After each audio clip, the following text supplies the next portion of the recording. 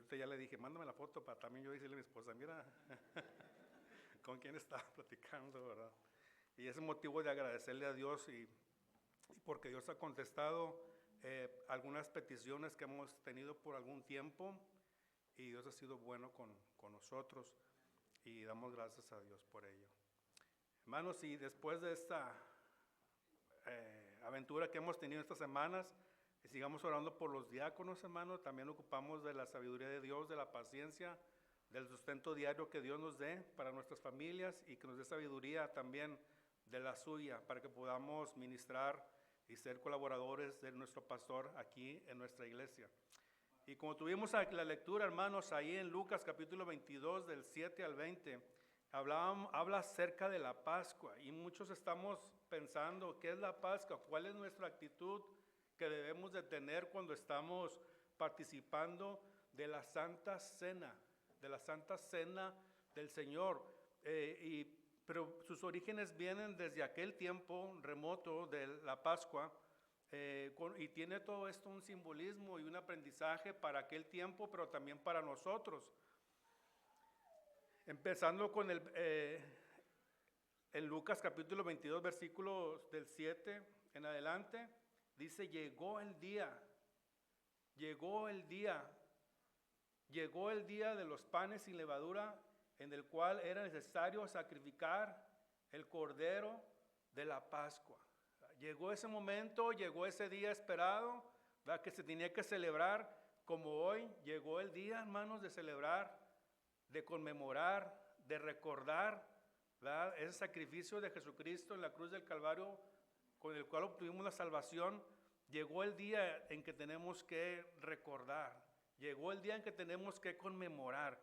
Y también una de las partes importantes que vamos a estar recordando es que tiene que ver también con el pasado, la Santa Cena, el aprendizaje, la enseñanza, en el presente, pero también en el futuro. Y vamos a ver esos tres aspectos así rápidamente para poder después convivir, participar de este evento que tenemos el día de hoy.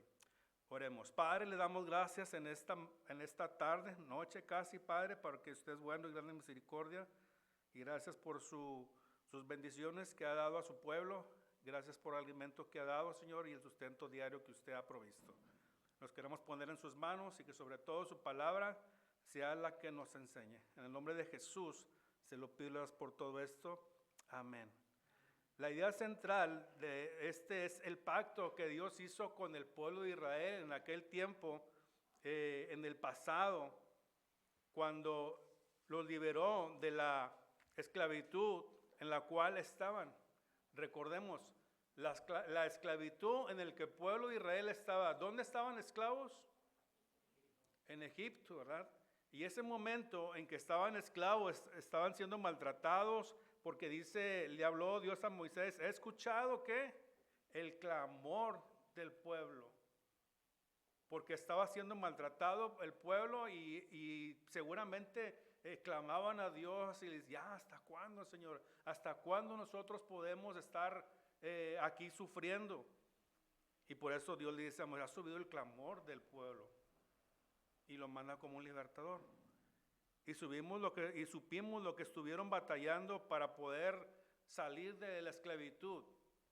Para salir de la esclavitud ellos estuvieron batallando para que Moisés y Aarón fueran y se presentaran ante Faraón y expresaran la voluntad de Dios para con su pueblo Israel y pudiesen ser libres de la esclavitud. De buenas a primeras el Faraón no iba a querer. Pues me vas a quitar la mano de obra que tengo gratis, ¿verdad? Y todas esas cosas. Y luego, bueno, pues vamos a ver qué Dios va a decidir, ¿verdad? Y primero Dios empieza, no creo que ninguna de las plagas haya sido suavecita, ¿verdad? Sino todas han tenido algo de consideración. Recordemos la primera, el agua, echa sangre, ¿verdad? ¿Y qué con eso? Pues no podían tomar, no podían dar el ganado, no podían hacer nada, ¿verdad? Porque estaba en eso. Otra plaga, las moscas. ¿Qué más? Las ranas, cuando estaban niños, ¿qué les daba? Piojos. tenían piojos, teníamos piojos, ¿verdad?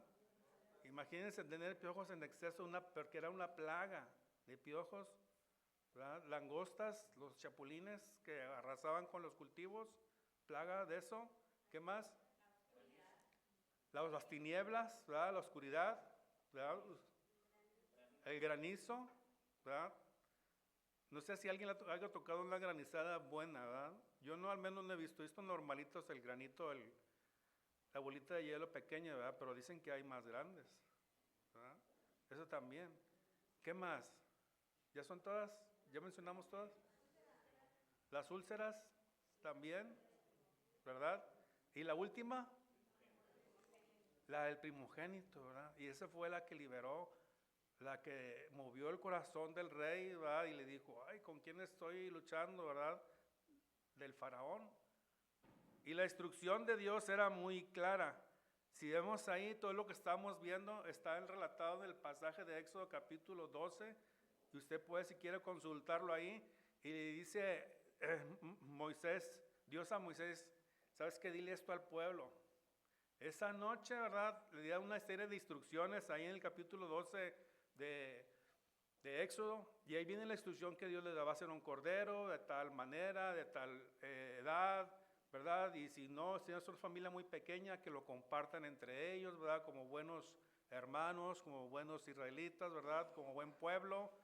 Y le da una serie de instrucciones, ¿verdad? Para después ese cordero lo iban a tener que sacrificar, ¿verdad? Lo iban a tener que degollar, vertir su sangre en un recipiente, ¿verdad? Porque la instrucción iba a ser, vas a marcar los dinteles y los postes de la puerta, ¿verdad? Como una marca, es como pusiéramos aquí arriba de la puerta una marca de sangre y a los lados. Y ya marcamos el marco de la puerta con brochazos, o en aquel tiempo con ramas, no sé, con sangre la puerta, ¿verdad? Y fue marcada la puerta para que esto iba a ser una señal para que el ángel de la muerte no entrara ahí, sino pasara de largo, ¿verdad? Y Pascua en hebreo es pasaj, que significa literalmente pasar por alto, pasar por encima o mostrar misericordia. Eso es Pascua. Entonces el ángel iba a ir y iba a brincar esa casa. La escritura no lo menciona, y no creo, ¿verdad? Porque no lo menciona si alguna casa de algún israelita que no hagamos, no, nosotros no lo vamos a hacer, ¿verdad? No lo dice, ¿verdad? Pero seguramente todos lo hicieron, ¿verdad? Y ya cuando llegó a la casa de los egipcios, que no estaba la marca, pues ahí no pudo brincar, no pudo tener misericordia, no pudo pasar por alto, no pudo pasar por encima. El ángel de la muerte entró y cometió lo que Dios había dicho, ¿verdad? El primogénito de la familia, ¿verdad? De todos los egipcios, ¿verdad? Iban a morir, ¿verdad? No podían dejar pasar por alto ninguna situación de esta. El pueblo de Israel tenía que obedecer a Dios para que pudieran ellos vivir, para que pudieran sobrevivir.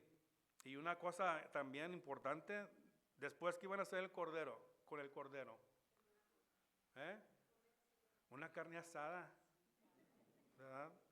Dice la escritura ahí textualmente, no cocido en agua, sino a las brasas, ¿verdad? Un cabrito en salsa, un cabrito en salsa no, cabrito así al pastor, ¿verdad? Así lo iban a hacer y así se lo iban a comer. Y lo que sobrara, a la mañana siguiente, si sobraba, lo iban a quemar, ¿verdad? Que se queme, que no quede nada. Y esa es la instrucción de parte de Dios para el pueblo de Israel, y el pueblo de Israel tenía que obedecer.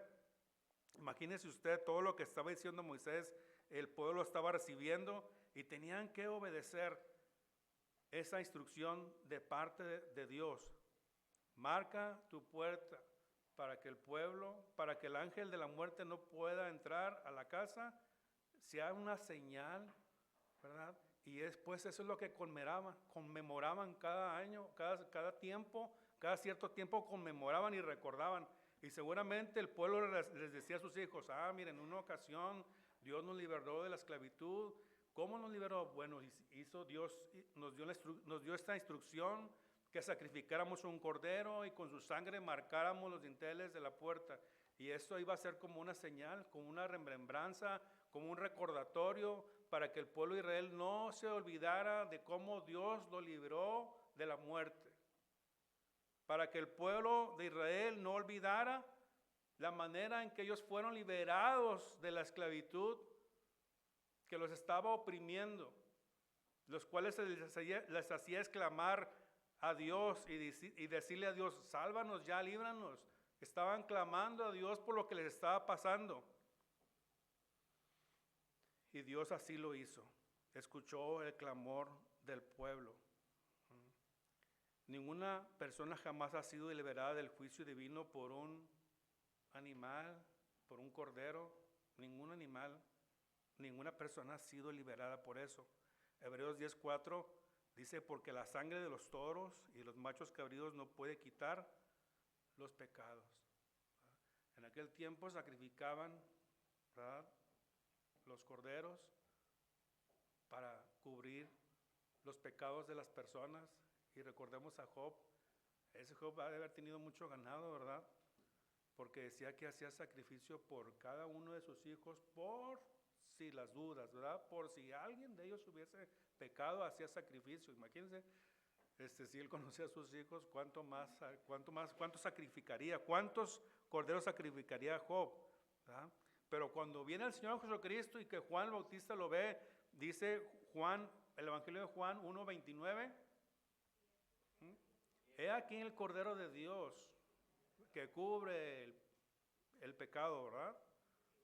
Que quita, ¿verdad? Que quita el pecado pasado, presente y futuro, ¿verdad? Juan el Bautista dice, he aquí el Cordero de Dios que quita. Ya no cubre y ya ahora quita el pecado del mundo.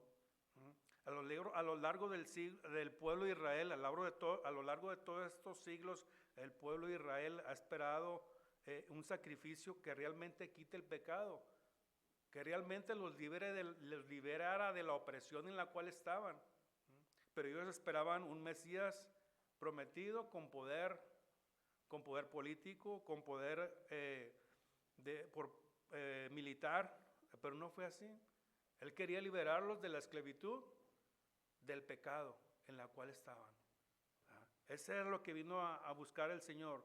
Jesucristo vino a buscar y a salvar lo que se habían perdido, porque definitivamente tanto ellos como nosotros, antes estábamos muertos en nuestros delitos y pecados, y para eso vino Cristo, ¿verdad? Para sacarnos de esa esclavitud en la que estábamos.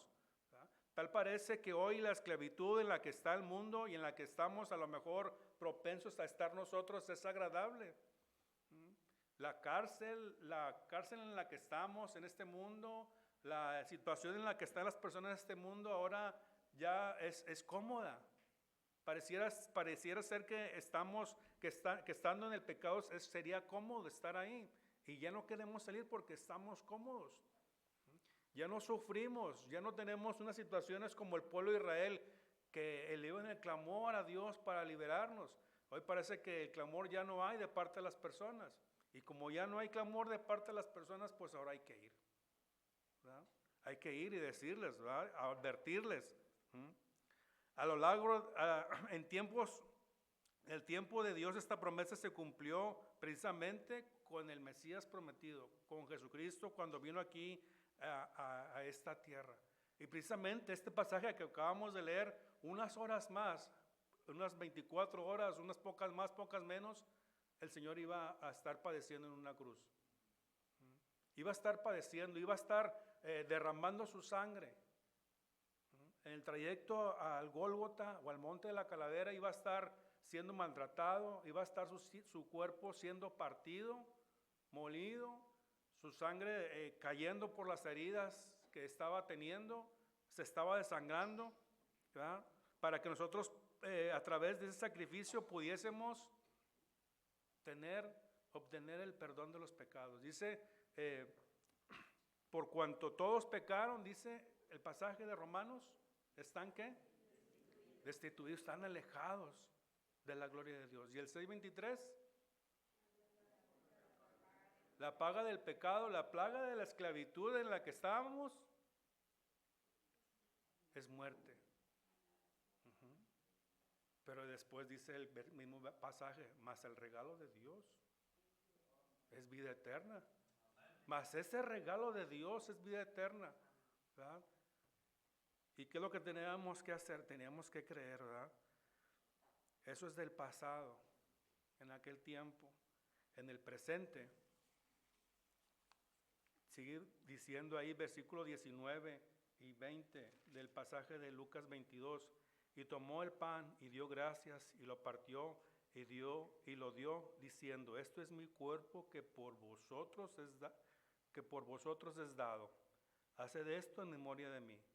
De igual manera, después de que hubo cenado, tomó la copa diciendo, esta copa es el nuevo pacto en mi sangre, que por vosotros se derrama. Dice, este es el nuevo pacto, ¿verdad? Ya no es Pascua, para nosotros ahora es un nuevo pacto, ¿verdad? Y le recordamos nosotros, o tenemos una enseñanza como la Cena del Señor, la Santa Cena, en la cual su iglesia se reúne precisamente para recordar cómo Dios sacó del pueblo de Egipto, de la esclavitud en la que estaban, pero ahora con ese sacrificio del Señor Jesucristo, vamos a recordar nosotros con este acontecimiento, con este evento que tenemos, el sacrificio del Señor. ¿Qué fue lo que costó ese sacrificio? ¿Qué fue lo que costó nuestra salvación? Por eso el Señor en su sabiduría dicen, para que no se les olvide de dónde lo saqué. Lo saqué de la esclavitud, lo saqué de la muerte, lo saqué del pecado, ¿verdad? Y ahora les doy, a través de eso, vida eterna. ¿Se han fijado que en los pasajes de la Escritura, cuando habla de los cristianos, ya no habla muerte, sino dice que está dormido, ¿verdad? Está dormido, duerme en el Señor, ¿verdad? Porque la muerte ya no tiene potestad sobre la persona, porque está Cristo ahí sustentándole. Todo esto fue posible gracias a ese sacrificio de Cristo en la cruz del Calvario.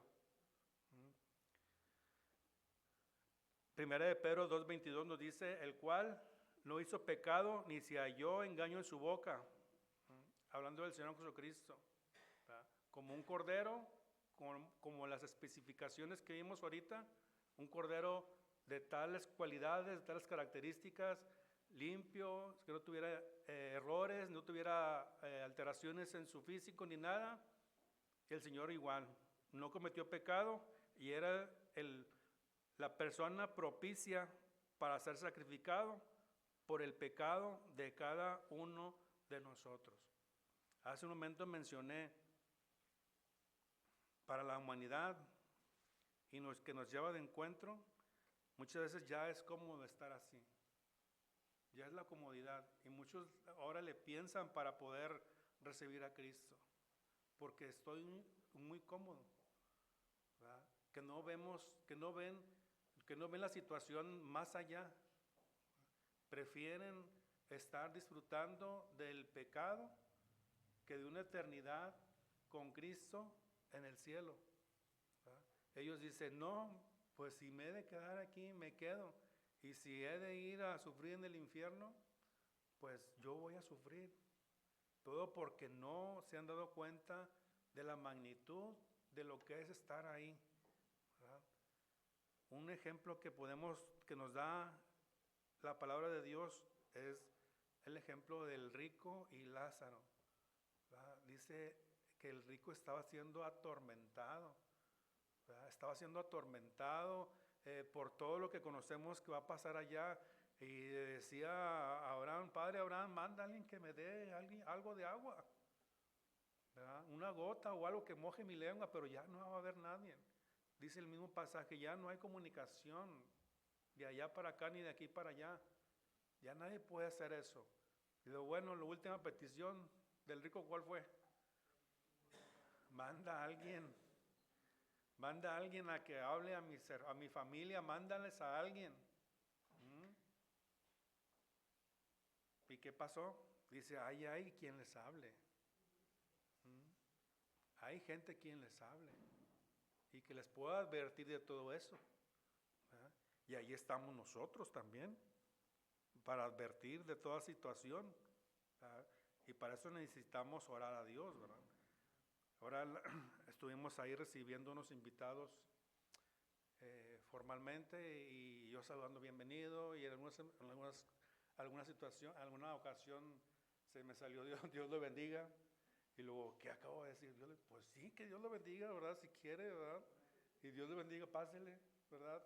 Y luego de repente pues ya se me hizo normal, ¿verdad? Decirle Dios te bendiga, ¿verdad?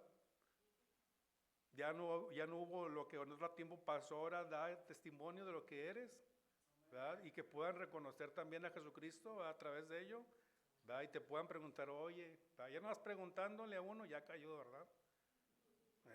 Nomás pregúntame algo, lo que sea, y ya caíste, ¿verdad? En que se te presente el Evangelio, ¿verdad? Que reciba otra cosa ya es otra situación, ¿verdad? Pero al menos que se le sea presentado, ¿verdad? Y gracias a Dios por lo que está haciendo en la vida de los cristianos. Y seguimos aquí diciendo, dice, la copa de vino representa la sangre de Cristo que fue derramada a través de todo el peregrinar, de donde fue enjuiciado por todo el camino hacia el Gólgota. Su sangre fue perdiendo sangre, fue desvaneciéndose, ¿verdad? Porque era así como era todo Dios, el Señor Jesucristo era también todo hombre, ¿verdad? Y recordemos aquella situación, enfrentamiento, si lo quieren ver así, que tuvo con uno de los malhechores, ¿verdad? Y lo retó y le dijo, si tú eres el Hijo de Dios. O sea, ellos sabían quién era el Señor. Ellos sabían quién era el Señor Jesucristo por esa situación que le dijo ese malhechor, si tú eres el Hijo de Dios. De alguna manera ellos sabían que Él era el Hijo de Dios. Bájate de ti, bájanos a nosotros, ¿verdad? Pero ese no era el plan de Dios todavía. Ese aún no había sido el plan de Dios para con ese padecimiento que él estaba teniendo. Él estaba teniendo ese padecimiento por lo que iba a resultar un poco más después. Y luego después de ese momento, después de ese reclamo, después de esa plática que tuvo con uno de ellos, viene la otra, ¿verdad? Y vemos a la primera persona salva por el sacrificio de Cristo en la cruz del Calvario. El otro malhechor que reconoció su error, que reconoció su pecado y que le recibió al Señor, ¿verdad? Y hemos visto varios ejemplos yéndonos a futuro o teniendo una imaginación por ello, llegando Él al cielo. ¿Cómo estaría Él llegando Él al cielo? ¿Quién lo recibiría? ¿Qué estaría haciendo allá en el cielo? ¿Qué le dirían? Oye, ¿tú qué haces aquí, verdad? ¿Por qué viniste, verdad? Si eres un malhechor. ¿Ya no fuiste a la iglesia? ¿No te bautizaste? ¿Cuál fue otra pregunta que viene ahí? No hiciste nada para Dios, ¿verdad? Porque ya no tenía la oportunidad, y pues ya no tuve la oportunidad, pero último momento creí, ¿verdad? Creí y fui salvo.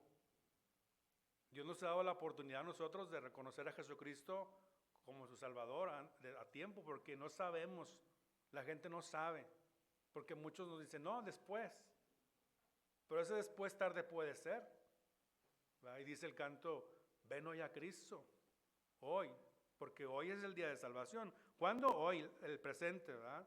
Ya mañana es el futuro y mañana ya no sabes qué va a pasar.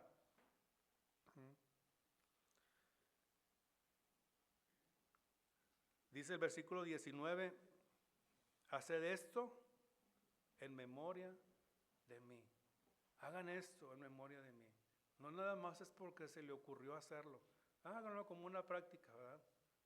Nuestro pensamiento al momento de estar tomando el jugo de la vid y los panes que tenemos aquí enfrente, nuestro pensamiento debemos estar pensando en ese sacrificio.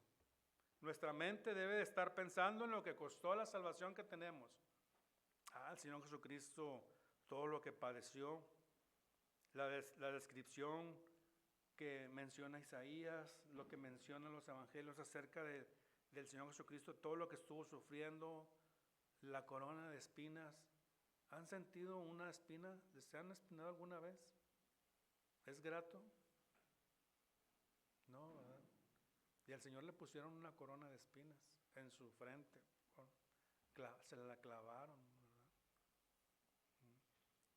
No sabemos, no podemos imaginarnos cuál fue el sufrimiento y el dolor del Señor Jesucristo estando en ese momento siendo maltratado por nosotros, siendo latigado, siendo escupido, teniendo toda clase de desprecios que sufrió el Señor en el camino en la cruz del Calvario, y aún llegando a la cruz del Calvario fue clavado en la madera, en la cruz, sus manos, sus pies, y luego como estoqueada final una lanza en su costado. Todo eso estuvo padeciendo el Señor por ti y por mí y por todo el mundo entero. Dice, porque de tal manera amó Dios al mundo. Todo lo hizo por amor a las personas, por amor al mundo. Porque de tal manera amó Dios al mundo que dio a su Hijo unigénito para que todo aquel que en Él cree no se pierda, mas tenga vida eterna. Y esa vida eterna es la que nosotros tenemos gracias a ese sacrificio de Cristo en la cruz del Calvario. Y eso es lo que debemos estar pensando cuando estemos meditando en este momento, en la cual se van a estar repartiendo en unos momentos más los panecillos y la copita del jugo de la vid. Es lo que debemos estar pensando y agradecerle por ese sacrificio. Ese es el principal propósito por el que Dios le pidió al pueblo de Israel la Pascua. No se les olvide cómo fueron liberados, qué usó Dios para liberarlos de la esclavitud. Un sacrificio pintado de sangre en los dinteles y los marcos de la puerta para que pasara el ángel y pudiera pasar de largo. No llegara el ángel de la muerte ahí, sino que pasara. Llegaba a casa de los egipcios, no había la marca, y entraba y hacía el estrago que tenía que hacer.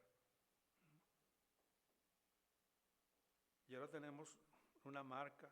Nosotros tenemos a Cristo en nuestro corazón, tenemos al Espíritu Santo prometido de parte de Dios, de parte del Señor. No os dejaré huérfanos, enviaré a alguien que esté con ustedes, que les redarguya, que les ayude, que los haga sentir bien, ¿verdad? A pesar de la necesidad, de los problemas, de las aflicciones, dice, yo voy a estar con ustedes ahora. Ya no físicamente, pero va a estar ahí el Espíritu Santo que va a estar redarguyéndoles a cada verdad. Y eso es en lo que debemos estar nosotros pensando, meditando, cuando estamos participando de la Santa Cena, la Cena del Señor. Y esto tiene también que ver con el futuro. Dice del 22:14. Cuando era la hora se sentó a la mesa y con él los apóstoles y les dijo, ¿cuánto he deseado comer con vosotros esta Pascua antes que padezca? Porque os digo que no la comeré más hasta que se cumpla en el reino de Dios. Y habiendo tomado la copa, dio gracias a Dios, tomó y dijo, tomad esto y repartidlo entre vosotros, porque os digo que no beberé más del fruto de la vid hasta que Él venga, ¿verdad? Porque allá también en el futuro, más allá, vamos a seguir participando, recordando, pero ahora con el Señor, ¿verdad?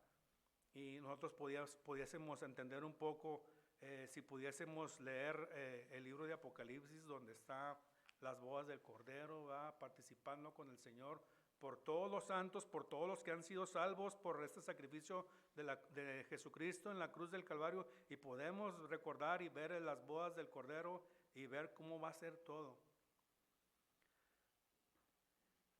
¿Y quiénes nos deben participar en las bodas?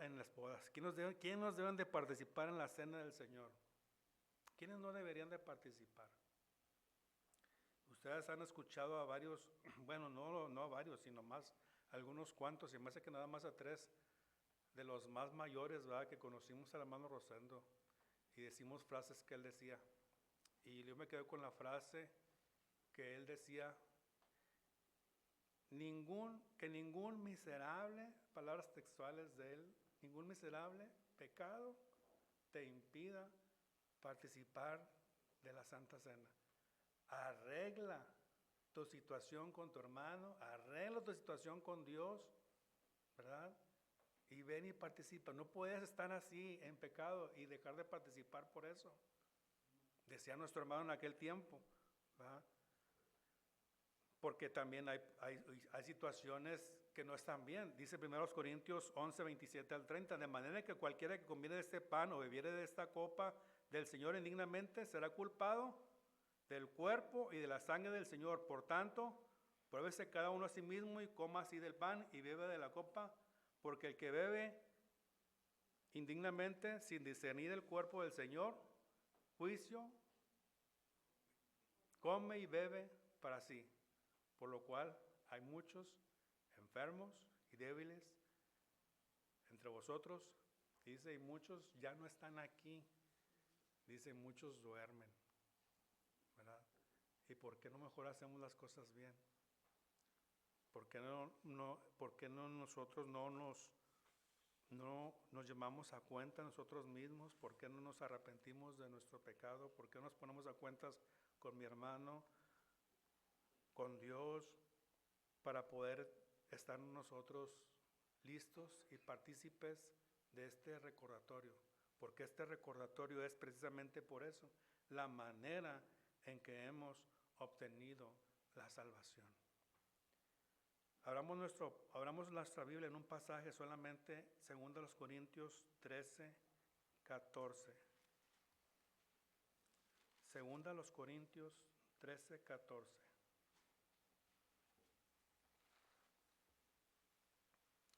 Juntos a una voz, dice el pasaje, la gracia del Señor Jesucristo, el amor de Dios y la comunión del Espíritu Santo sea con todos vosotros. Amén.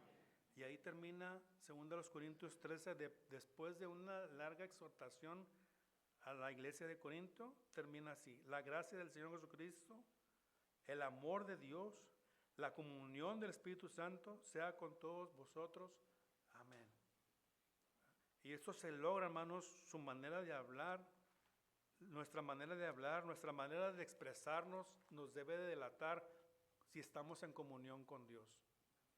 Si estamos en comunión con Dios, las palabras van a salir por sí solas. Por sí solas es que tu actitud debe ser la de un creyente, ¿verdad? Como les comentaba ahorita, ¿verdad? Dios te bendiga. Ay, ¿por qué dije eso? Pero bueno, ¿verdad? Tal vez porque soy cristiano. No, porque soy cristiano lo dije, ¿verdad? Y sin querer salió, y bueno, salió una vez, y salió otra vez, y salió otra vez, y salió otra vez, y salieron muchas veces, ¿verdad? Entonces, si nosotros dejamos de tener comunión con el Espíritu Santo, vamos a tener situaciones en nuestra vida. Pero si tenemos comunión con el Espíritu Santo, si tenemos comunión entre los cristianos, todo va a ser diferente en nuestras vidas, ¿verdad? Todo va a ser diferente, vamos a estar como en automático, ¿verdad? Ya no va a haber que pensarle dos veces para decir o para hablar las cosas. ¿Por qué? Porque estamos en comunión con el Espíritu Santo y estamos en comunión con los hermanos. Vamos a orar, hermanos. Padre, le damos gracias en esta noche porque usted ha sido bueno y porque su misericordia ha sido grande para con nosotros. Damos gracias en este momento porque usted es bueno y su misericordia es grande y es infinita. Y en esta actitud de oración, hermanos, yo les quiero hacer una invitación. Y así todos orando y juntamente conmigo orando con nuestra cabeza inclinada. Hay situaciones en nuestra vida que nos están robando la comunión con Dios, nos está robando la comunión entre nosotros. Y esto es algo que a Dios no le agrada porque somos sus hijos. Somos sus hijos y a Dios le agrada que tengamos comunión con Él y que tengamos comunión unos con otros. Pero hay situaciones en nuestra vida que lo están impidiendo. Y es el momento, hermanos, de que nos pongamos a cuentas con Dios en este momento. Y yo les quiero invitar, hermanos, para que meditemos en nuestra mente, meditemos en nuestro corazón, nuestro andar. ¿En dónde estamos caminando? ¿En dónde está nuestro tesoro? ¿Dónde estamos nosotros en este momento? Es la hora, hermanos, de que nos reconciliemos con Dios. Es la hora en que nosotros nos pongamos a cuenta con Él. Es la hora de que pidamos perdón al hermano, que pidamos disculpas. Y más allá de una disculpa, un perdón por aquellas cosas, situaciones que probablemente hubieran pasado en nosotros. Y quisiera tener una oración, y no es porque sea el momento especial, sino porque el momento es de recordar ese perdón de pecados que obtuvimos por el sacrificio de la cruz, en la cruz del Señor Jesucristo. ¿Habrá algún hermano que diga, hermano, ore por mí? Yo necesito de la oración. Yo necesito que el Señor me ayude, hermano. Dios le bendiga, hermana. Dios le bendiga, hermano. Puede bajar su mano. Dios bendiga ahí atrás. Dios bendiga, hermano. Dios te bendiga. Dios bendiga, hermana. Dios bendiga acá también. ¿Alguien más? Dios le bendiga, hermana. Gracias, Señor, por esto, porque nos indica, Señor, que necesitamos de su ayuda. Como dijo uno de sus discípulos, Señor, ¿a quién iremos? Solamente tú tienes palabra. Tú tienes palabra de vida eterna. Señor, danos fortaleza. Dame fortaleza también, Señor, para poder seguir adelante tu camino. Que a través de las dificultades, de las pruebas que se nos presenten, sigamos firmes para dar honra y gloria suya, Señor, y dar testimonio y poder pregonar su palabra. Señor, que ese sea nuestro deseo de continuo, Señor, nuestra vida. Ayuda a mis hermanos que acaban de expresar su necesidad. Redargúyele, Señor, su corazón, Señor, y sé con nosotros. En el nombre de Jesús, se lo pido por todo esto. Amén.